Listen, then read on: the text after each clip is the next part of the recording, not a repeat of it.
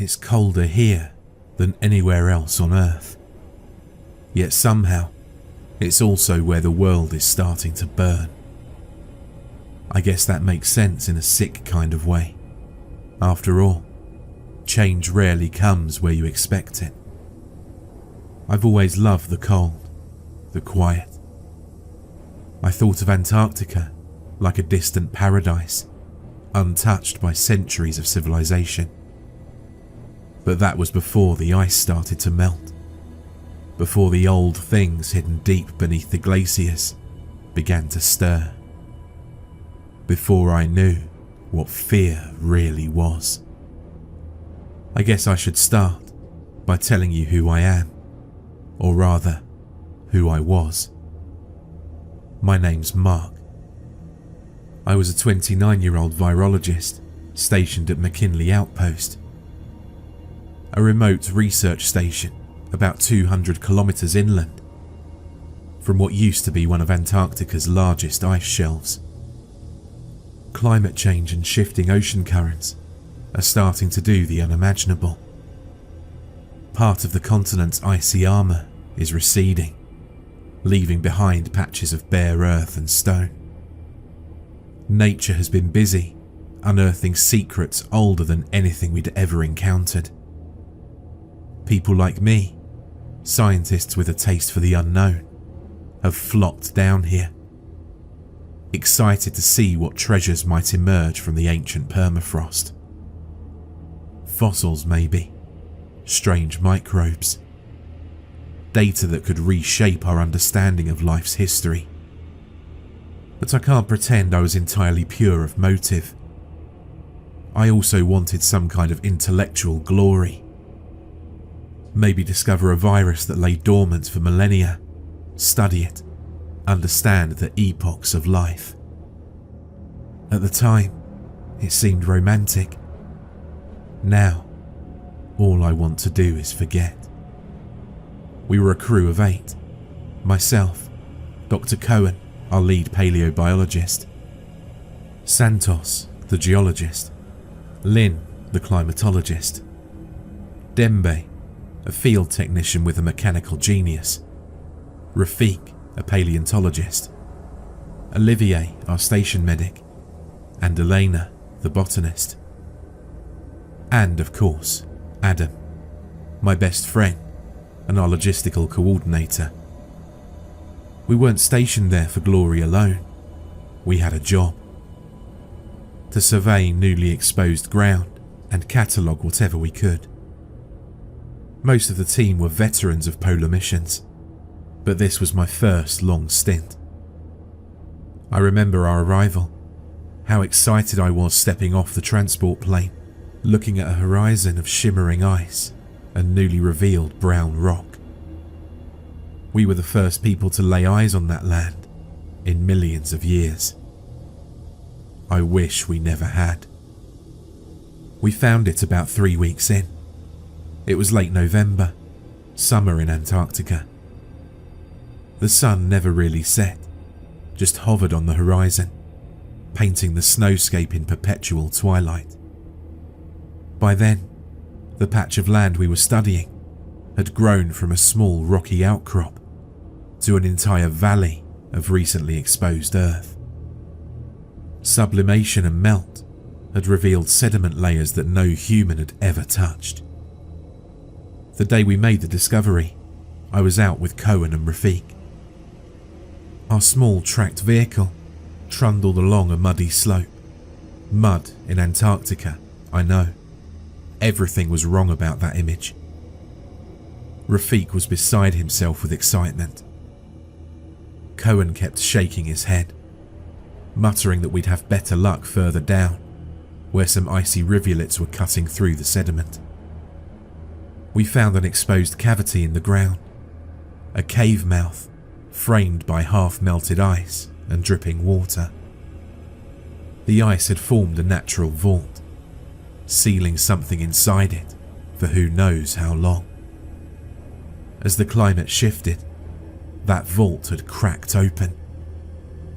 Water pooled at the entrance, creating a kind of natural doorway into darkness. We decided to take a look, just a quick peek. Cohen took the lead. Rafik and I followed, shining our headlamps into the gloom. Inside, the floor was uneven, slick with meltwater. Strange mineral formations hung from the ceiling. It smelled stale, but not foul, at least not at first. As we ventured deeper, maybe 30 meters in, we found a section where the ice had formed a crystalline wall. Beneath that thin layer of frost, I saw something dark and organic. I felt odd for reasons I still can't explain. Something about it felt unnatural. Rafik crouched, scraping gently at the ice. Cohen hissed at him to be careful. But the damage was done. Our warm breath, our headlamps and body heat in that sealed chamber began to melt the delicate frost coating. What emerged behind the thinning ice was a mass of tangled shapes. At first, I thought they were roots, or perhaps petrified plants. But as more of the frost sloughed away, I knew it was something else. Bones. Long, twisted bones that didn't match any creature I knew. Cohen's breath stopped. He whispered something about not fitting known classifications. He snapped pictures with trembling hands. Rafik did the same. I just stood there, transfixed by the half-buried skeleton. It looked contorted, as if its limbs had too many joints. The skull, if that's what it was, seemed bulbous, with ridges where eyes might have been. We should have left right then. We should have packed up and never looked back. Instead, we collected a few ice core samples near that strange fossil and returned to base, our minds racing with curiosity and excitement. That night, back at McKinley Outpost, I examined a meltwater sample under a microscope. I was hoping to find some trace of ancient microbes. At first glance, the sample looked disappointingly mundane. But as I adjusted the focus and added a fluorescent dye, I noticed something moving. A faint, erratic flicker. Tiny viral particles, perhaps, hidden among the melting permafrost microbes. I isolated them, curious. They were odd, larger than normal viruses, with strange segmented areas. I labelled the sample TV-19. I didn't know what it would do. How could I? The next days were a whirlwind. Word had spread among us about the fossil. Cohen and Rafik argued quietly about classification. Santos tried to match the surrounding geology, muttering about sediment layers that indicated a time frame millions of years old, predating known Antarctic ecosystems. Lynn worried about pathogens, but Olivier, our medic, insisted we'd be fine if we took standard precautions. He was methodical, but maybe too confident. Elena mostly kept to herself, pressing plants brought in from the thawed ground between sheets of plastic. And Adam, bless him, tried to keep everyone's spirits up, making coffee and jokes, telling me that we'd become famous for this discovery. I kept studying the virus. Over 2 days, its activity increased when I warmed the sample to human body temperature. I noticed how it latched onto common bacteria, hijacking their cells. It was aggressive, unstoppable. I remember telling Olivier that we should be careful, and he just nodded, agreeing to establish stricter quarantine measures for all of our samples. We had suits and masks. We just got complacent. A few days later, one of our storage units malfunctioned. The power fluctuated. Dembe had warned us the backup generator was acting up. The brief temperature rise in the containment fridge might have allowed the virus to replicate. I was the first to notice the error. I rushed to fix it, fumbling with the panels. When I opened the fridge, I felt a whoosh of slightly warmer air. Without thinking, I inhaled sharply, startled by a sudden drop in a test tube. I didn't realize I'd just inhaled the future of my nightmares. At first, nothing happened. I was fine. My mind was on other things. Elena and Rafik had gone back to the cave to take more samples. Cohen was analysing the photos of the skeleton, trying to piece together what it could be. Adam and Santos were out checking a nearby melt pool for microorganisms. But the next morning, I woke with a headache and a weird taste in my mouth, metallic and sour. My throat felt tight. I figured it was just the dry air, maybe a mild cold. I took some aspirin and went about my day. Olivier noticed I was pale, but didn't comment. He was busy with Cohen, who'd cut his hand opening a crate.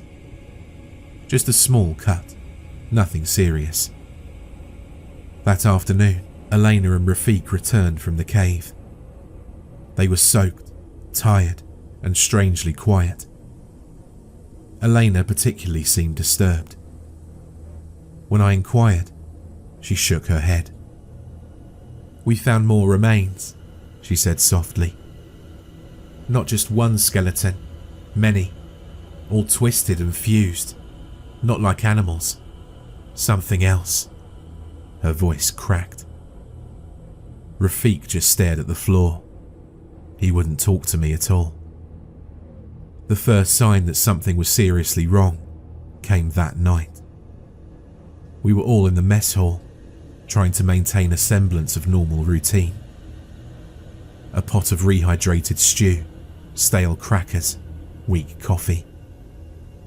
I sat at the table, eyes drifting over my colleagues' faces. Cohen was hunched over, still rubbing his bandaged hand. Lynn tapped her fingers nervously on the steel tabletop. Adam gave me a worried glance, noticing my silence. Then Elena suddenly stood up, knocking her chair backwards. It clattered loud enough to make us all jump. Her face was flushed, her breathing heavy. She clutched her chest, tears forming in her eyes. "I feel hot," she gasped. "Something's wrong." Before Olivier could reach her, she collapsed onto the floor, convulsing. Her eyes rolled back, and foam flecked her lips. I rushed over with Olivier, my heart pounding. We tried to hold her still. She felt scorching to the touch, as if a fever had raged to life inside her in mere seconds. Olivier yelled for a medkit. Adam darted to fetch it, while the rest of us formed a helpless circle, watching our colleagues spasm. Then, just as suddenly as it started, the fit stopped. Elena lay there, breathing shallowly. Olivier and I hoisted her up and carried her to the infirmary. Lynn followed, while the others stayed back, stunned. We spent the next hour trying to stabilize her. She screamed in delirium, her eyes unfocused. I tried to talk to her, to calm her down. She only whispered nonsense. "They're hungry. They're so hungry. I heard them in the dark." After a massive dose of antipyretics and sedatives, she finally slipped into a restless sleep. Olivier stepped back, breathing heavily, his forehead creased. "Some kind of infection," he said. "Her temperature's off the charts. I've never seen anything like it." I thought about the virus. about my samples, about our lax protocols. I said nothing, but guilt gnawed at me. I needed to check for viral markers, but first, I had to see if anyone else was showing symptoms. By the next morning, Elena's condition worsened. Strange lesions formed on her back and neck, blackish and raised. She scratched at them, drawing blood. Olivier tried antiviral meds that we had on hand, experimental stuff. No improvement. If anything, it seemed to agitate her. She hissed and moaned in her half-conscious state, muttering again about hunger, about things moving beneath the ice. I worked feverishly in the lab, scanning blood samples under the microscope. What I saw made my blood run colder than any Antarctic wind. The virus I'd isolated, TV-19, was everywhere in her bloodstream.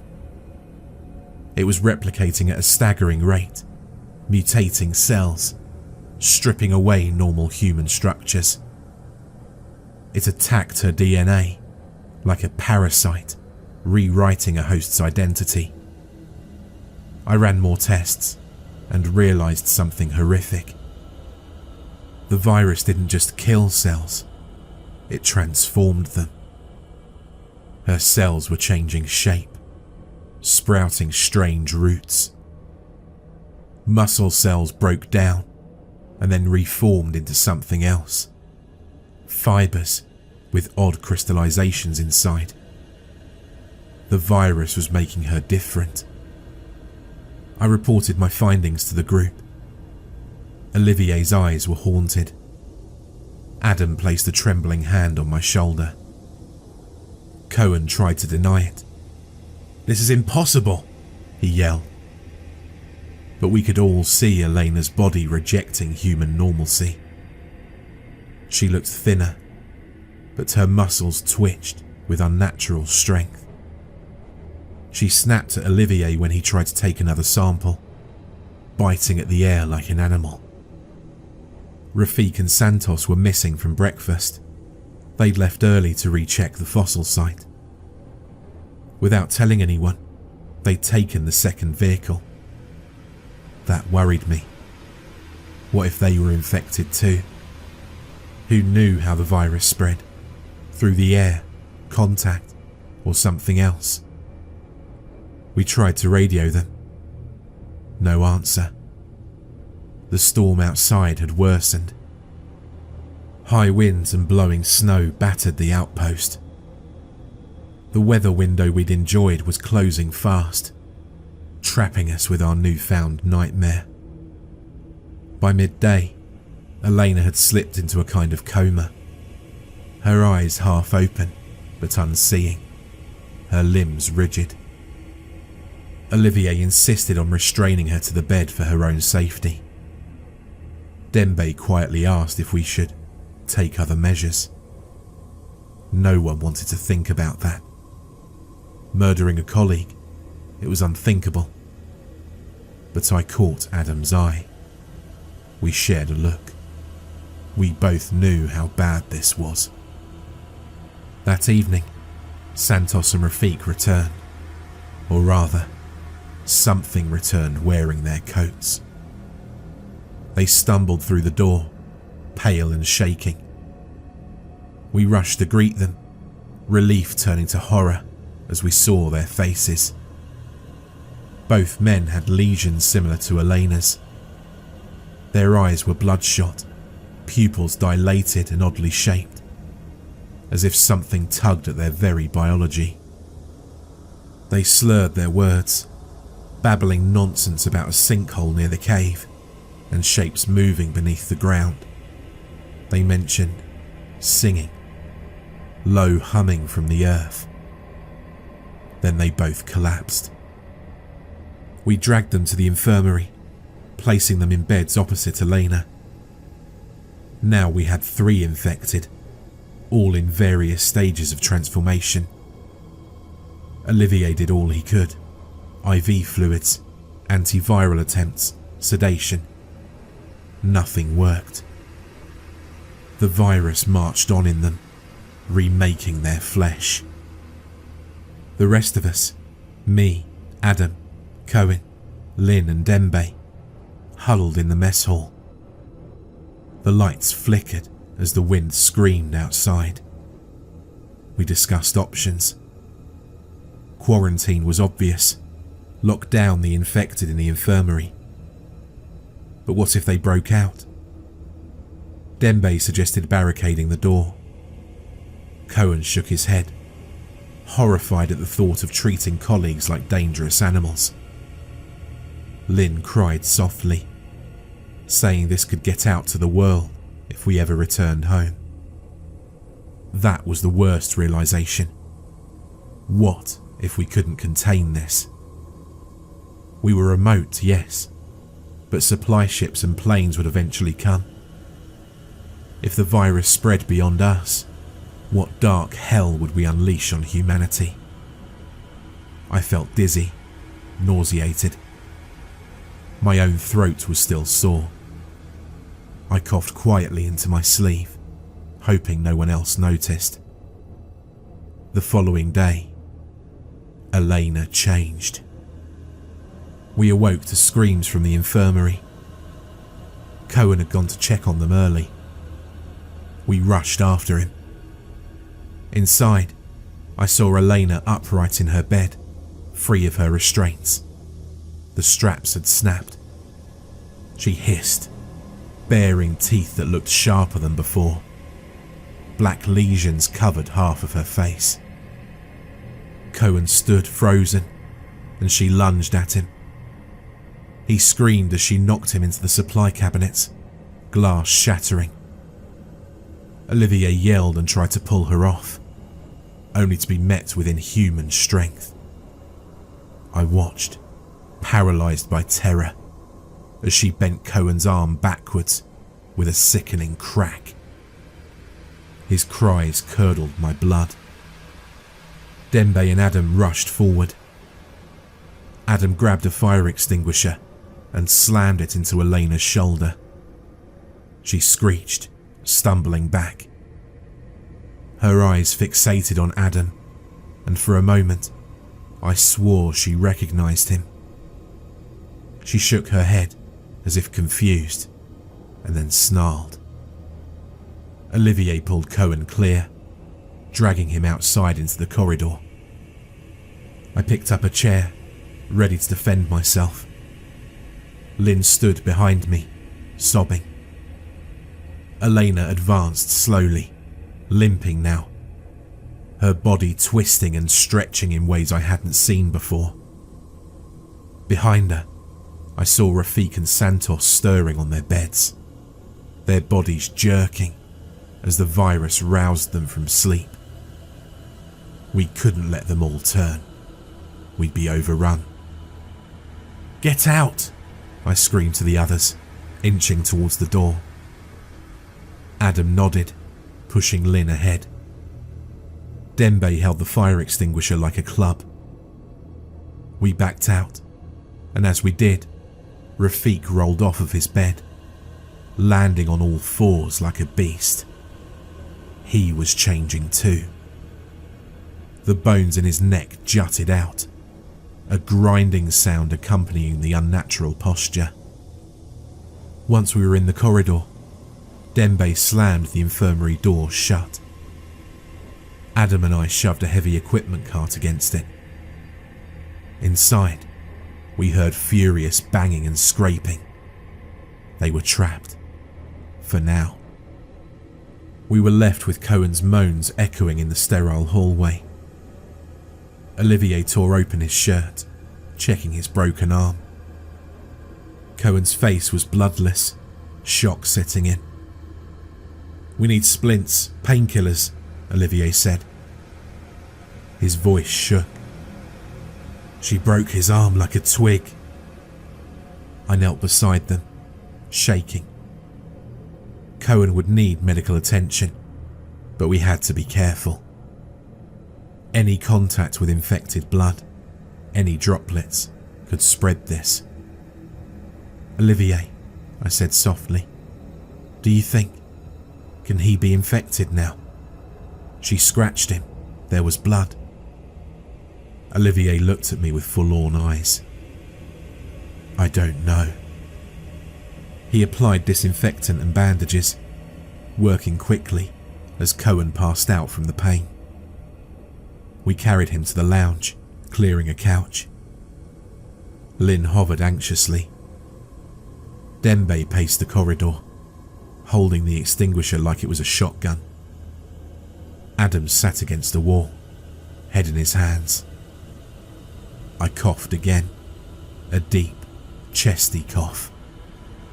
I felt hot, sweat trickling down my spine. Unbridled fear wrapped itself around my heart. No, not me, not now. We decided that we had to leave. It sounded ridiculous. The area's weather was worsening, and our tracked vehicles might not survive a long journey to the nearest station. But staying meant certain death, and worse, release of this horror into the world.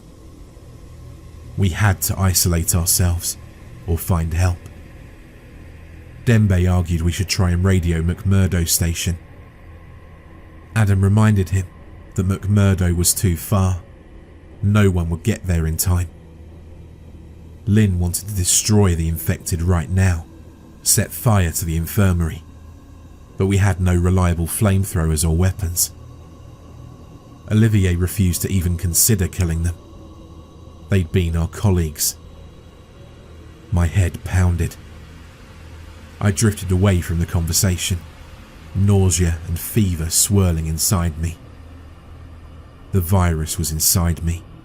I knew it. I'd tested my own blood in secret that morning, just a quick smear under the microscope. I saw the viral particles writhing in my cells. I was a ticking time bomb. I didn't tell the others. Maybe I should have. But I was scared. Scared of what they might do to me. Scared that I'd become a monster that would tear them apart. That night, the infirmary door rattled. We could hear the infected clawing at it. The wood splintered. The equipment cart shifted. They were getting stronger. Cohen woke up briefly, delirious with fever. Olivier and I exchanged a glance. Another one infected. Soon, he'd be joining them. We hatched a desperate plan. We'd load one of the tracked vehicles with supplies, drive out as far as we could. It might mean death by exposure, but at least we'd die as humans. Maybe we could circle back, find another outpost. Or maybe just drive into the white nothingness until we froze, taking the virus with us. But first, we had to deal with our infected colleagues. Letting them roam free was unthinkable. If they escaped the building after we left, they might migrate, survive somehow, or stay dormant until rescue crews arrived. Then, the virus would spread beyond Antarctica, beyond control. I remember looking at Adam and seeing the pain in his eyes. He wanted no part in killing anyone. He was gentle by nature, but we both knew what had to be done. We divided tasks. Lynn and Dembe would gather fuel and rig something to burn the infirmary. Olivier and Adam would prep the vehicle and pack rations. I said I'd help Lynn, but first I sneaked into the lab. I needed to check something. Any last-ditch cure. Anything. My fever was getting worse. My hands shook as I pipetted chemicals. The virus was resistant to anything we were throwing at it. It didn't respond to heat shocks or antivirals. It just adapted, evolving rapidly. It was impossible. I stared at my reflection in the polished steel. My eyes were bloodshot. Black specks dotted the skin at my collarbone. It would happen to me soon. My limbs would twist. My mind would slip away. I couldn't let that happen outside these walls. I grabbed a syringe and filled it with a sedative, enough to knock me out permanently if I wanted. An escape hatch if I lost control. The screaming started then. I rushed out to the corridor. The infirmary door had burst open. Rafik and Santos were free, crawling out. Their bodies were partially human, partially something else. Twisted spines hunched beneath torn clothing.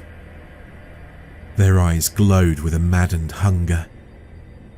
Elena emerged behind them, her jaw unhinged, drool mixed with blood dripping down her chin.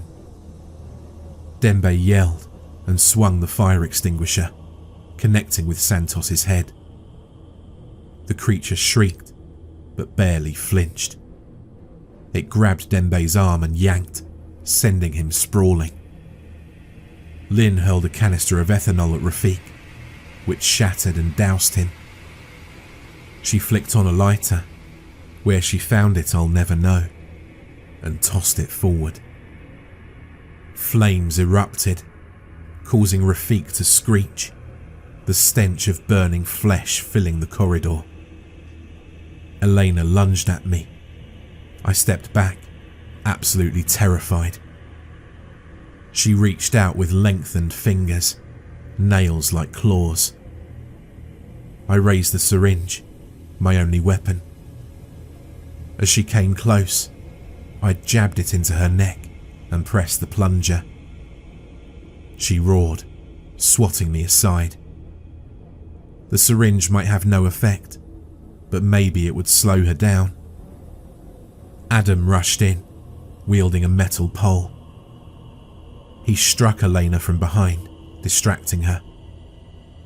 Olivier tried to pull Dembe free from Santos's grip. I saw Lynn trying desperately to keep the flames confined, but now the corridor was thick with smoke. The alarms shrieked. I coughed, choking on smoke, my fever raging. I retreated into a side room. My head was spinning. I heard Dembe scream. I heard Adam shout my name. Guilt and terror wrestled in my chest. Moments later, Adam dragged me out, coughing. "We have to go," he said, voice cracking. "They've killed Dembe." Lynn appeared behind him, tears streaking her soot-smudged face. Olivier was nowhere in sight. We stumbled to the storage bay where the tracked vehicle waited. Cohen was there, slumped against the crate, breathing raggedly. He looked up at us, his eyes sunken. "I'm infected," he said softly. "I can feel it." He picked up a flare gun and pointed it towards him, hands shaking. "Go," he whispered. "Go now." I ran, half limping, one arm over Adam's shoulders. Lynn followed. The screams and animal shrieks echoed from behind. As we boarded the vehicle, I heard a muffled pop. Cohen's flare gun. I hoped he found a quick end. Adam revved the engine. The storm had eased slightly, but visibility was poor. The heavy treads rolled over slush and ice, heading into the unknown. We left behind McKinley Outpost, now burning. Flames flickered in the rearview mirror as we crawled away. Inside the cab, silence reigned except for the rumble of the engine. Adam looked straight ahead, his eyes moist with tears. I coughed again. I felt the virus gnawing at my insides. My skin itched. I thought about telling them. I almost did. But what good would it do? They'd be forced to kill me or leave me behind. And we were in the middle of nowhere. If I jumped out, the virus would freeze with me, locked in my corpse. That might have been the best solution. But I was a coward. I wanted a few more minutes of life. It's funny how much you subconsciously cling to life when you know it's going to soon be wrenched away. We travelled until our fuel gauge dipped low. We reached a stretch of barren rock, a place that the ice had only recently abandoned. Lynn's sobs had quieted. Adam's face was ghostly white. He noticed me shivering and asked me if I was okay. I lied, said it was just nerves. We stopped the vehicle near a ridge. The wind blasted across exposed stone. Adam proposed we set up a small camp, try the radio, attempt contact one last time. If we got no answer, we'd find a crevasse and bury ourselves in the virus forever. I could see the anguish in his eyes. Lynn went outside to set the radio antenna. Adam stayed with me in the cab. I sat in the passenger seat, every muscle aching. Black lesions marred my neck. He hadn't noticed, or maybe he was in denial. I reached into my pocket and felt the empty syringe casing. I had no sedative left. My vision blurred. I tried to focus on Adam's voice as he spoke softly about better days, about how we once thought Antarctica was a frontier of knowledge, not horror. He apologised for not protecting me, as if it was his fault. I felt a hunger building inside of me. My nails scraped the seat. I bit my lip until it bled, trying to keep control. I realised that this was it. I had maybe minutes before I'd lose my mind. I reached for the door handle. "Mark?" Adam asked, confused. I opened the door, stepping out into the bitter cold. The wind whipped at my face. I stumbled into the open, knees weak. I heard Adam calling my name behind me, but I walked faster. I didn't want him to see what I'd become. Lynn was setting up the antenna about 20 metres away. She looked up, startled, as I approached. I saw suspicion in her eyes. She noticed my gait, my posture. I tried to smile reassuringly, but probably failed. She reached for a wrench on the ground, holding it like a weapon. I stopped a few paces from her. I could feel the virus rushing through my veins, screaming at me to feed, to spread. My fingers twitched. I managed to speak, voice rough. "Lynn, back away. I'm infected." Her face went as pale as the ice. She shouted for Adam. I shook my head, tears freezing on my cheeks. "Don't come closer," I rasped. "I'll kill you if you do. The virus, I can't control it." My throat burned.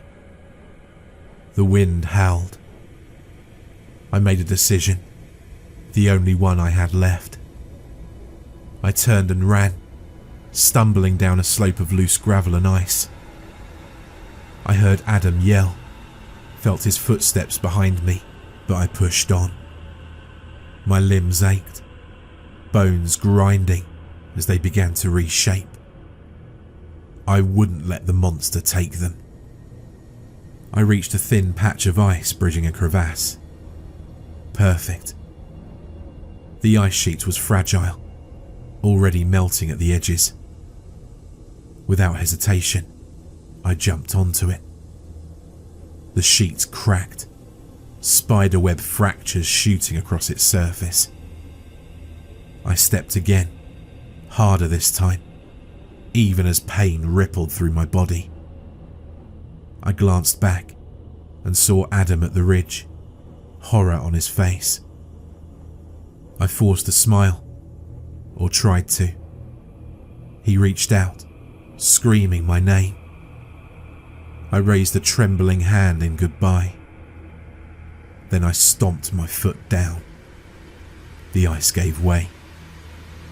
I plummeted into darkness, cold air rushing past me. The crevasse walls blurred. The virus screamed in my veins, but I knew soon the cold and the impact would end me. End it. As I fell, I imagined the old Antarctica, frozen and pristine, long before human hands touched it. Before monsters and viruses and ancient bones. I imagined my colleagues as they were, laughing over coffee, excited about discovering something new. I hoped Adam and Lynn would survive, find a way to warn the world. They were better people than me, braver. They might find peace. The darkness closed in. The wind roared, and somewhere, I swore I heard that ancient hunger crying out, furious at being denied its prey. But it would die with me down here, frozen beneath the ice that once concealed it. I hope the world never knows what truly happened. If you found this record, these words I've somehow managed to record in my last moments, then please, heed them. This virus, this thing we unearthed, must never escape the polar deserts. It belongs in the Earth's ancient tomb. Let it remain a secret, forgotten beneath the endless cold. But if you're the poor soul who's found this, run. It might be too late, but for the love of all that's alive, run. For more terrifying creepypasta horror stories, check out the playlist or the video on screen.